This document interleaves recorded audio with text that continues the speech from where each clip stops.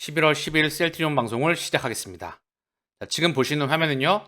셀트리온의 기우성 대표가 장내 매수 1000주를 매수했다는 소식입니다. 보면 기우성 대표이사가 셀트리온의 장내 매수 1000주를 하였다.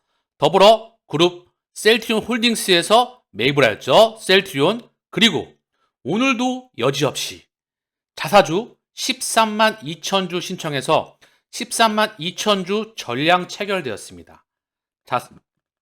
자사주, 홀딩스, 대표이사, 그리고 우리 주주들, 이제 시장의 물량만 들어올 때를 기다리면 되겠지요. 이미 대세는 기운 것 같습니다. 그 시기는 그들이 정하겠죠. 버티다가 신약 개발 성공했습니다. 실적 찍었습니다. 합병 성공합니다. 그리고 매크로 시장 환경 안정됐습니다. 공매도 금지됐죠. 더 이상 얘네는 갈 데가 없다. 국민연금의 매도 물량도 어느 기준점이 되면 끝날 겁니다. 그리고 플러스로 전환될 거예요. 그리고 어느 한순간에 수급이 들어오겠지요. 19만원 기준, 월봉 기준 거래량이 돌파되면서 19만원을 뚫어낼 때 완벽히 가는 거다. 이제는 밀 수가 없다 생각을 합니다. 예전에는 상승 나오면 밀었잖아요. 훅 상승 나오고 장기간 밀고 또 밀 수가 없다. 이제는 그 시점이 다가오는 것 같습니다. 이와 다르게 시장이 제롬 파월 연준 의장이 필요시 주저없이 추가 긴축, 파월 채찍에 미 증시 뚝, 안개 속 한국 증시 향방은, 이런 이야기가 나오면 좀 필터링이 필요하죠. 연준은 이미 기준금리 동결 구간에 들어갔다. 금리 이슈는 지나갔다. 미국 증시가 제가 어제 방송에서 말씀을 드렸지만 워낙 급하게 올라갔어요. 그렇죠? 그러면 미국 중앙은행, 연준 입장에서는 좀 부담스럽지요? 그래서 의도적으로 코멘트를 찍어줍니다. 이렇게 차익 실현 물량 나오고 또 올라가고 차익 실현 물량 나와주고 현재 이 과도기에 있다. 그래서 시장 상황을 쭉 한번 살펴보시면은요.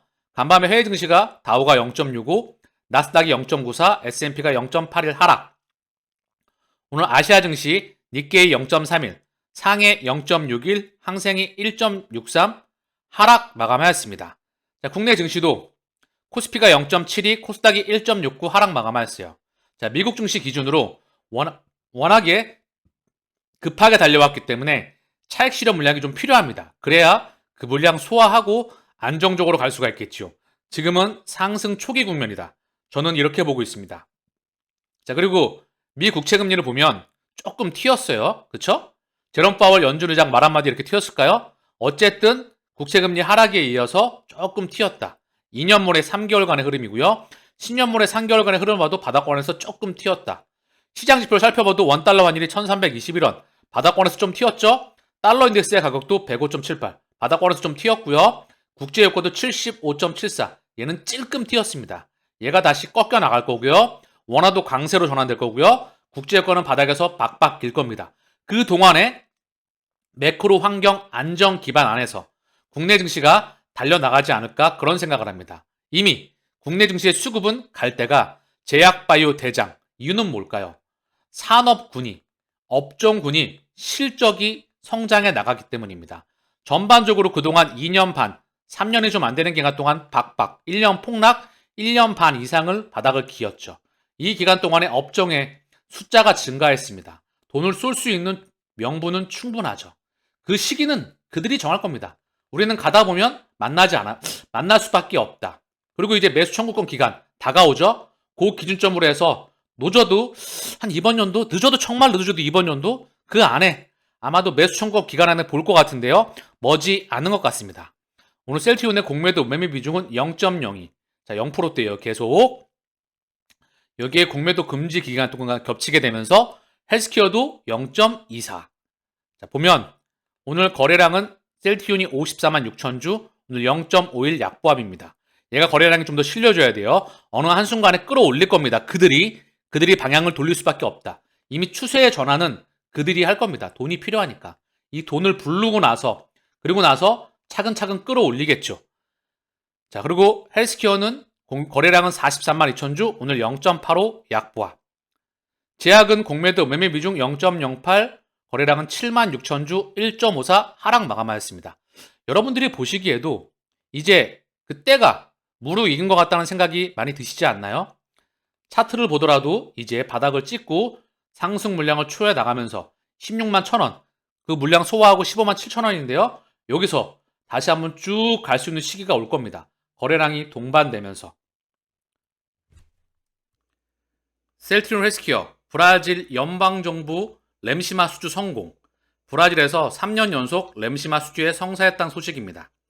브라질 인플루시마 시장의 약 60%를 차지하는 연방정부에 렘시마를 단독으로 공급해왔다. 이번 입찰로 내년에도 상반기에만 36만 바이알 규모의 렘시마를 공급하게 되었다. 자, 그래서 브라질 3년 연속 연방정부 입찰의 수주에 성공하며 중남미 시장을 대표하는 인플루시마 시리즈로 자리매김하였다. 여기에다가도 페루, 콜롬비아, 칠레 등 다른 중남미 국가들에도 렘시마 SC를 출시하였다. 이제 렘시마 SC의 시너지와도 가시화될 것으로 기대했다. 렘시마의 땅덩어리에다가 렘시마 SC를 스위칭한다. 이게 엄청난 부가가치를 창출할 것으로 보입니다. 자, 브라질에서도 추후 그 그림을 볼 수 있을 것 같다는 생각이 듭니다. 자, 중요한 건 이제 바로 미국에서 짐펜트라, 그 화력이 펼쳐지겠지요. 여기서는 신약입니다. 부가가치가 무척 크죠. 셀트리온의 글로벌 빅파마로 도약하는 바로 심장이 되겠지요. 자, 셀트리온 헬스케어의 자사주 신청 내용을 확인하고 가겠습니다. 아까 셀트리온은 확인했는데 헬스케어를 살짝 지나쳤어요. 14만 9,800주 신청해서 14만 9,800주 전량 체결되었습니다.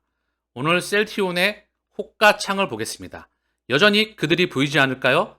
그리고 그들이 통제하는 주가의 흐름도 이제는 머지않았다는 그런 생각이 듭니다.